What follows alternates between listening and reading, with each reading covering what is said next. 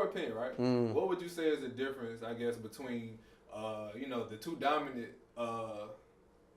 the two dominant genres from where you're from, which is reggae and dancehall, right? Yeah. So what would you say is the difference between the two? Like the difference, I mean, there's a lot of musical, technical differences, like just the drum beats, like I mean, you can break it down that way.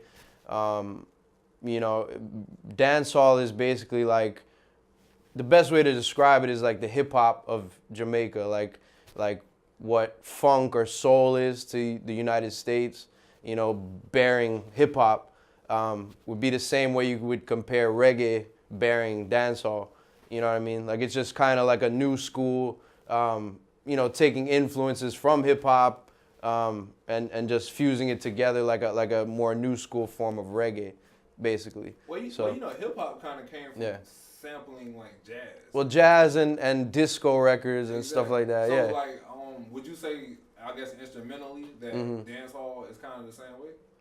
As reggae? Yeah, like I mean, it has like how hip hop sounds. Some. But sonically, it sounds like two different genres. Like you can hear, right? Yeah, of course. I would say that reggae is a little slower than dancehall. It's usually more slow. The drum beat is different. Dancehall is do do do do do do.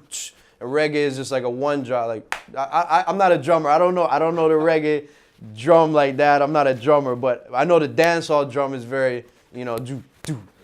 Like almost like reggaeton, which is like a Spanish version of dancehall. You know what I mean? And they have like that same drum beat, not the same as dancehall, but it's a consistent drum beat that goes with it that you can identify. Like, all right, that's reggaeton or that's dancehall or whatever. So yeah, I mean, it's just yeah. I'm gonna ask you another question, so hopefully she don't listen on this. So one thing that caught my eye in the industry in the past year is that you see a heavy influence of dancehall in major, artist release. Like we seen Tory Lanez. Definitely. We seen Drake. Oh yeah. And recently, I think, well, not recently, but I know Mr. Vegas and Sean Paul have been like avidly like speaking out, saying that they shouldn't be, I guess, stealing a style or using a style and not giving, I guess, the proper credit.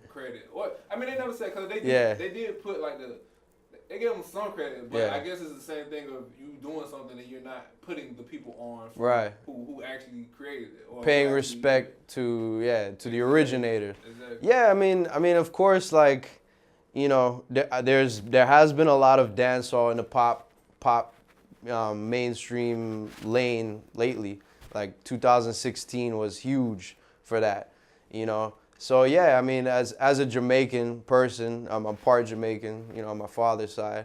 I like to see it. I like to see people using the music and kind of like paying homage, paying tribute to that music and it being popular, because I think dancehall music and reggae music should be just as popular as any other genre that's always on the radio in the U.S.